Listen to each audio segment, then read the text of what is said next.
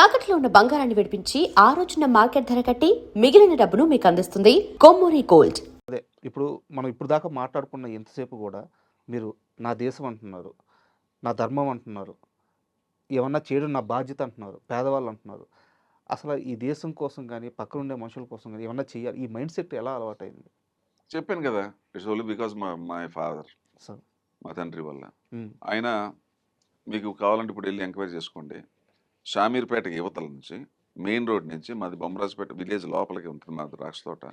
4.5 kilometres సొంత road వేసాడు. బా. ఇవాళ 20 గ్రామాలకు అదే రోడ్డు. ఉమ్, ఆయన మెటల్ రోడ్ రోడ్ అది ప్రైవేట్ ల్యాండ్. ప్రైవేట్ గవర్నమెంట్ వేస్తానంటే ఎవరు ఒప్పుకోవాలి. మా ఫాదర్ ఇల్లు నిలబడితే అందరూ ఇచ్చేసారు. అందులో మా తాతగారు వరుస ఆయన ఇచ్చాడు. అందరూ బయట అందరూ ఇంతంత ల్యాండ్ ఇస్తే 4.5 కిలోమీటర్స్ రోడ్డు వేసాడు. ఆయన సొంత డబ్బులతో. తర్వాత ఆర్టీసీ బస్సు పెట్టించాడు రాత్రి. ఆర్టీసీ అంతా చాలా హై ఇన్ఫ్లుయెన్స్లో ఉండేవాడు ఆయన. తహసీల్దార్ని వాళ్ళని ఏమయ్యాని కూడా ఆయన ఆ రేంజ్లో ఉండి బతికాడు ఆయన. ఏమైనా నాకు బస్సు అన్నాడు. దొరగారు రాజుగారు బస్సు వేస్తే అట్లాగా మీదేమో అడివి, రాత్రి బస్సు వచ్చి అక్కడ డ్రైవర్ పడుకుంటాడు, వాళ్ళకి అన్నం నా గెస్ట్ హౌస్, నా రూము, నా భోజనం, నీ సొమ్మేం పోయింది? మరి పొద్దున్న నేను టిఫిన్ పెడతా, కాఫీ ఇస్తాను, ఇంకేంటి మీకు ఏం కావాలి? పడుకోవటానికి బెడ్ ఇస్తా, ఇంకేంటి కావాలి మీకు అన్నాడు. అలా 1 ఇయర్ నడిపాడు. ఆ బస్సు రాత్రి వచ్చేసి పొద్దున్నే అన్ని ఊర్లు కలెక్ట్ చేసుకుని వెళ్ళేది. ఇక్కడ ఏం టెలిఫోన్ లేదు. మర్చిపోయి టెలిఫోన్ డిపార్ట్మెంట్కి ఫోన్ టెలిఫోన్ పెట్టు, ఎక్సైజ్ పెట్టు. అక్కడ మీకు షామీర్పేట యువతల ఒక 2 ఫర్లాంగుల యువతల రైట్ సైడ్ రామారావు విగ్రహం ఉంటుంది రోడ్డు. ఆ రోడ్డే మా ఫాదర్ వేసింది. చూశాను. మా తాత కూడా అలాగే ఉండేవారంట, నాకు తెలీదు. అది నా గొప్పతనం కదా, నేను పెరిగిన వాతావరణం. అది ఏదో నేను నేర్చుకున్నది కాదు, పెట్టింది కాదు. అది ఫాదర్ని చూసాను, ఆ చిన్నప్పటి నుంచి అలవాటు అయిపోయాను అంతే. అంటే ఈ విషయంకి వస్తే, సనాతన ధర్మం విషయంకి వస్తే, మీరు ఒక ఇంటర్వ్యూలో మాట్లాడారు సార్. నాకు ఆ పదం ఎంత గొప్పగా నచ్చిందంటే, హిందూ మతం అనేదే లేదు, అది సనాతన ధర్మం అని చెప్పారు. చాలా మందికి రెండింటి మధ్య తేడా తెలియదు. హిందూ లేదని మతం లేదు అసలు. కృతయుగం, త్రేతాయుగం, ద్వాపరయుగం. ఆ రోజుల్లో అసలు హిందూ మతం అనేది లేదు. ఇప్పుడు మహాభారతం అయిపోయి 5,000 సంవత్సరాలు అయింది. అప్పుడే శ్రీకృష్ణుడు చెప్పాడు, రాబోయే కాలంలో ఈ భరతఖండంలో మ్లేచ్చులు వచ్చురు అని చెప్పాడు.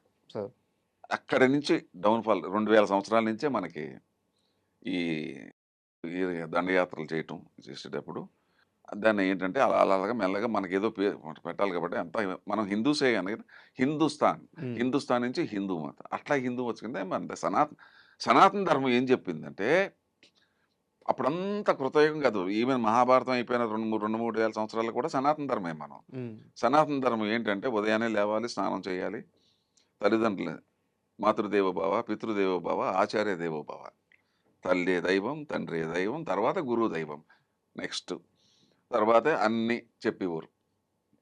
తర్వాత సర్వే జన సుఖినో భవంతు, మొత్తం ప్రపంచం బాగుండాలి, అందరూ దాంట్లో మనం బాగుండాలి. ఇదే సనాతన ధర్మం. తర్వాత ఎవరికి హాని చేయకూడదు, పశుపక్షులను కూడా మనం పోషించాలి.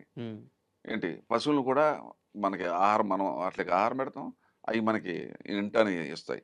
తర్వాత ప్రకృతి మన దైవం అని మనం ప్రకృతిని ఈ హిందూ ఈ నవ్వుతారు, మీరు చెట్లు కూడా దండం పెడతారన్న అజ్ఞానులు.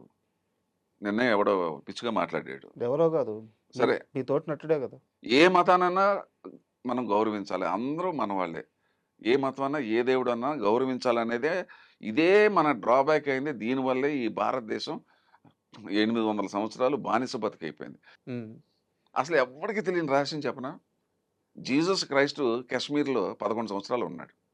అవునా? నా దగ్గర హిస్టరీ ఉంది కదా.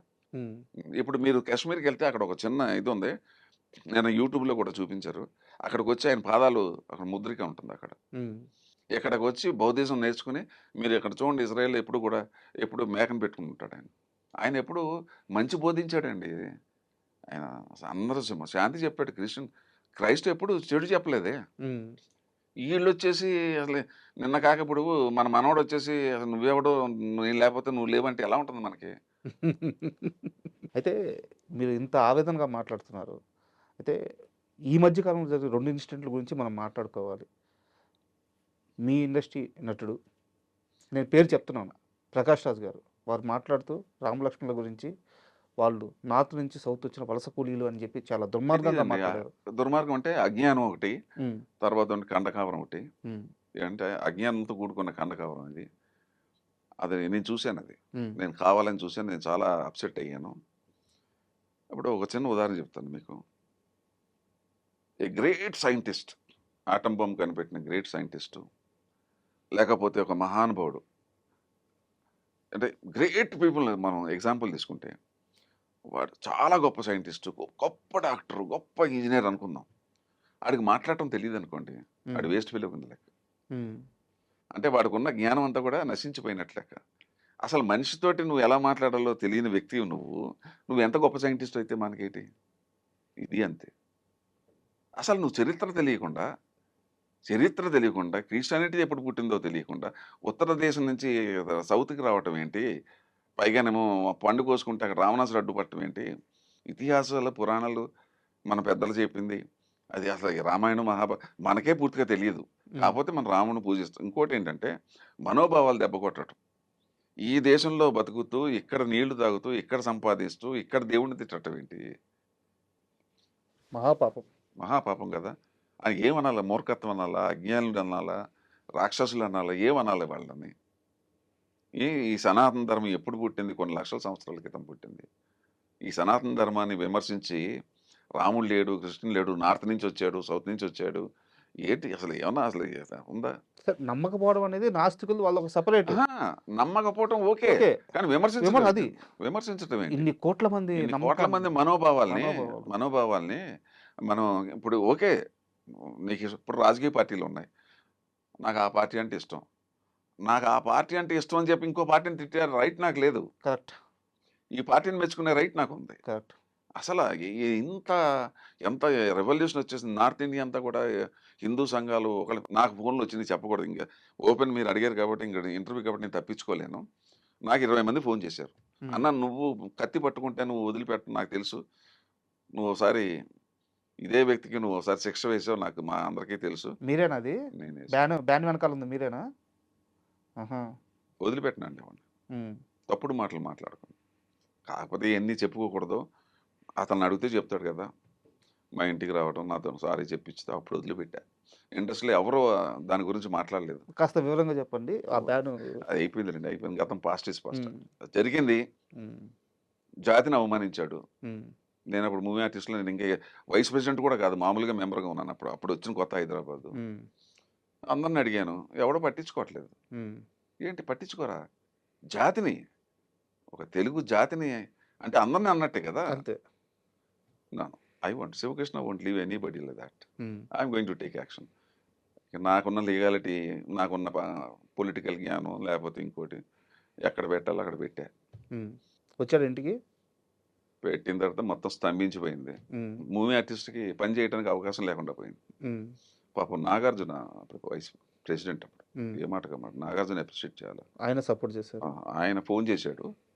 ఎక్కడో మాల్దీవ్స్లో ఎక్కడ ఉన్నాను, ఏంటి శివకృష్ణ గారు అట్లా జరిగి నేను ఉండదు చెప్పాను. జాతిని అవమానించాడు అండి. పౌరుషం లేదంటే వదిలేద్దాం. Um, no I won't you please go. బా.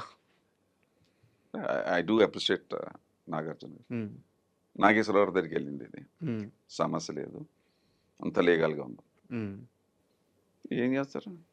వారం రోజులు అంతే. తర్వాత ఎవరెవరితోటో పట్టుకుని రికమెండేషన్ చేసుకుని వస్తే అప్పుడు చెప్పుకొచ్చా. అందరి ముందు సారీ చెప్తే వదులుతాను. ఉమ్, ఏదో నటించాడు అలా అలా అన్నాడు. Nothing, I won't leave. This is Siva Krishna. Censor బోర్డునే పిచ్చెక్కిచ్చా, సెంట్రల్ గవర్నమెంట్ అని. ఈ ఇండివిజువల్ ఎంత అంటే లెక్కల్లో ఉన్నది పీనట్. Super sir.